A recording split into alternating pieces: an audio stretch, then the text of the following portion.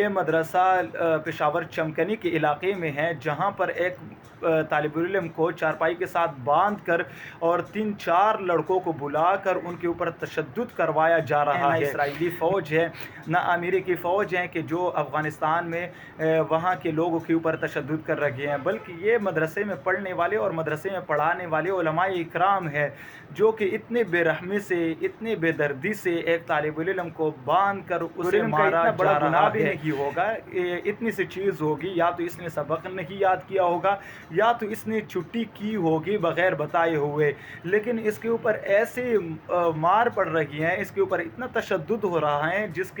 جس سے یہ ظاہر ہو رہا ہے کہ نعوذ باللہ اس نے ایک بہت بڑا گناہ کیا ہوگا۔ لیکن میں یقین سے کہہ سکتا ہوں کہ اس طالب علم کی کوئی غلطی نہیں ہوگی، میں یقین سے کہہ سکتا ہوں کہ اس طالب علم نے صرف چھٹی کی ہوگی، چھٹی لی ہوگی، چھٹی بغیر بتائے ہوئے کی ہوگی،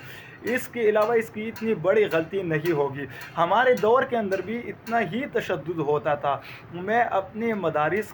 کے اندر جو پڑھانے والے لوگ ہیں، اور اس کے علاوہ جو محتممین حضرات ہیں، اور اس کے علاوہ جو وہاں کی انتظامیہ ہے، میں ان سے ریکویسٹ کرتا ہوں کہ آپ اس چیز کے خلاف بہت سخت ایکشن لیں، اس کے خلاف آپ کارروائی کریں۔ آپ کہتے ہیں کہ دینی مدارس بدنام ہو رہی ہیں، دینی مدارس لوگ بدنام کر رہے ہیں، اور لیبرل سیکولر لوگوں کو صرف ایک نقطہ ملنا چاہیے اور پھر اس کے بعد وہ مدارس کو بدنام کرتے ہیں۔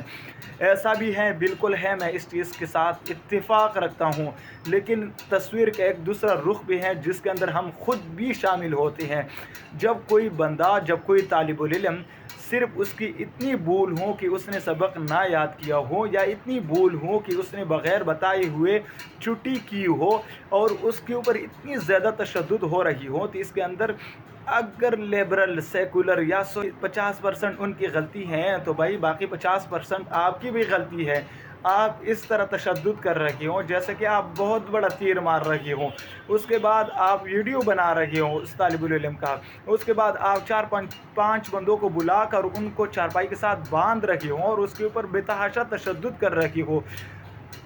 اپنی اس چیز کے اوپر آپ نظر ثانی کریں۔ لوگ آتے ہیں، اپنے گھر کو چھوڑتے ہیں، اپنے ماں باپ کو چھوڑتے ہیں، اپنے بہن بھائیوں کو چھوڑتے ہیں، اپنے کاروبار کو چھوڑتے ہیں، لوگ اللہ تعالیٰ کے دین کے لیے اور اللہ تعالیٰ کے احکامات کے لیے اپنے بیٹوں کو، اپنے بھائیوں کو بھیجتے ہیں تاکہ وہ وہاں سے اچھے اخلاق کو سیکھ سکے، وہاں سے رواداری سیکھ سکے، وہاں سے معاشرتی علوم سیکھ سکے۔ لیکن